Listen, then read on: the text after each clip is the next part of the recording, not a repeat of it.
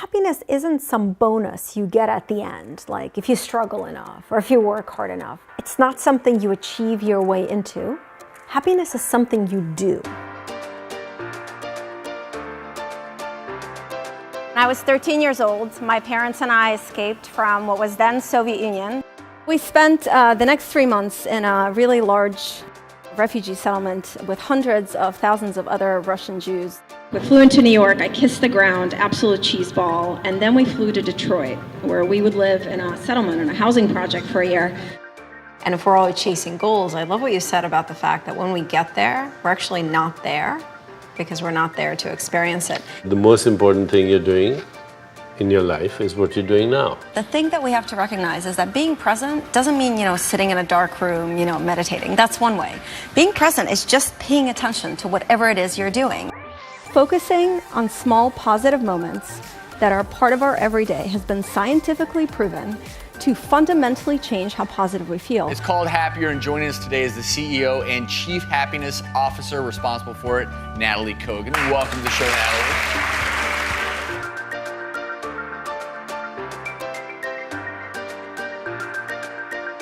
We're coming to the United States and we land in the projects outside of Detroit in 1989 with $600 and 6 suitcases, 2 suitcases per person.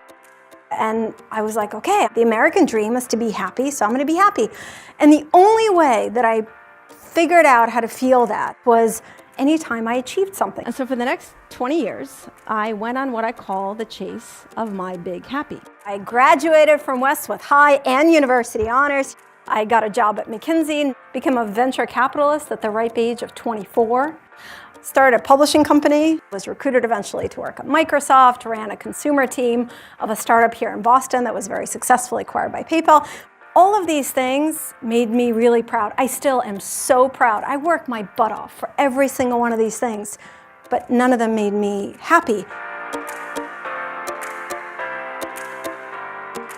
I found myself pretty unfulfilled and also feeling really guilty. Like, why wasn't I happy if I've achieved all this stuff? So I started looking at the science. And what I kept reading in one research paper after another, at first made no sense to me. That there's these very simple, scientifically proven practices that have been shown to dramatically increase our sense of emotional well-being. And this is what I call living fully. It's truly the ability to experience all the moments in our lives, the good and the bad.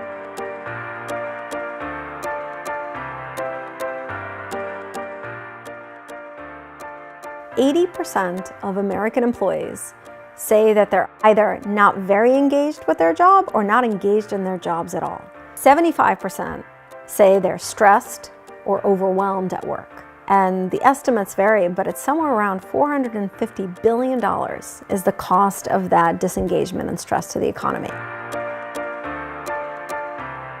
People with a more positive outlook are healthier, have fewer heart attacks and strokes, they're more productive, they're more creative, they work better on teams at work, they're more innovative, they have better relationships. The list of benefits goes on and on. Consistently, researchers have found that companies that have overall more positive employees are more profitable.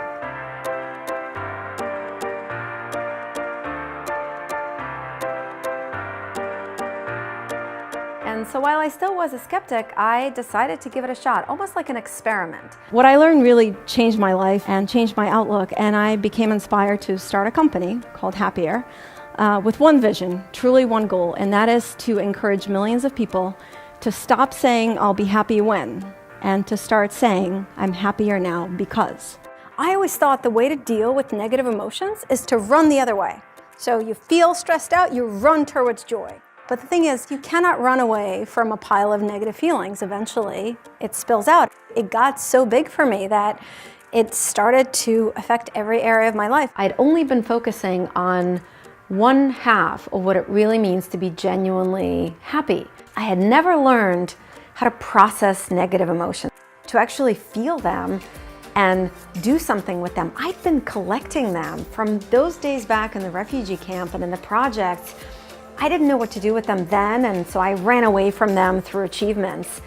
And in a way, I was using gratitude and kindness and mindfulness as a Band-Aid on top of them.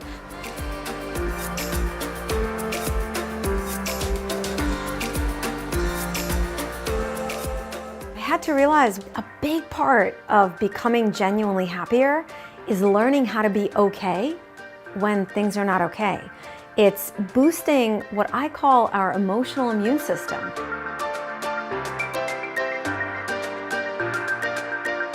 We all know we have an immune system, right? So what does our immune system do when a germ enters our body? A healthy immune system doesn't go, okay, I'm just gonna focus on what's working in the body and this. If it did that, we would get very, very sick. How do you do this? How do you experience more joy and strengthen your emotional immune system? I've boiled it down to 4 core practices. The first one is what I call mindful awakeness. Simply the ability to be here now in this moment without leaning into the past or into the future. The second is a gratitude zoom. Our brains are naturally conditioned to look out for the negative. Simply asking your brain to come off the autopilot and instead focus on some small positive things that are already here. It seems like a really small principle. The key to it is that you do capture these moments somehow, that you are aware of them. And how you capture them doesn't matter. You can write them down, you can take a snapshot of them. The third is what I call intentional kindness. The number one quality that people who report highest life satisfaction and well-being have in common is the strength of their social connections. And the fourth is what I call the bigger why. It's very hard for us to live well, to live fully, if we don't have a sense of purpose. Now, meaning doesn't have to come from work. It can come from something that you're creating. It can come from taking care of someone. But it's not an arbitrary quality. It's something that comes from us. So these are the 4 practices for experiencing more joy within everyday moments and strengthening your emotional immune system so you can be okay when things are not okay.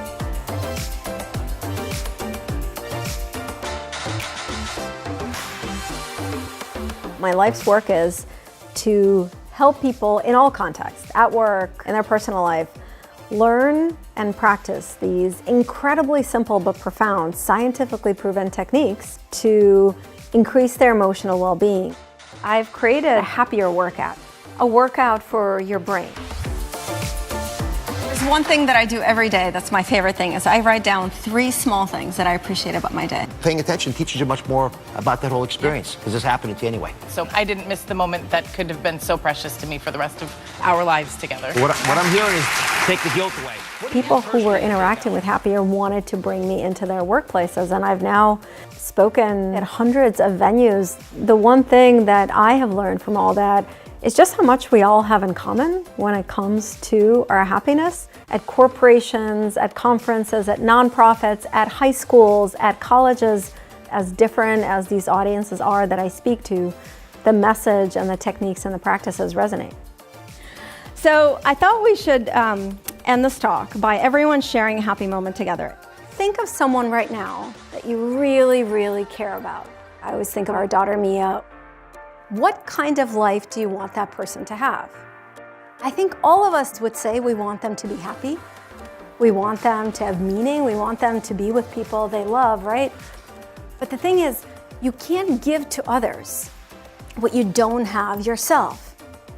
Practicing these things we talked about is not just something great that you can do for yourself. It's, I think, the greatest gift that we can give to people that we love and care about.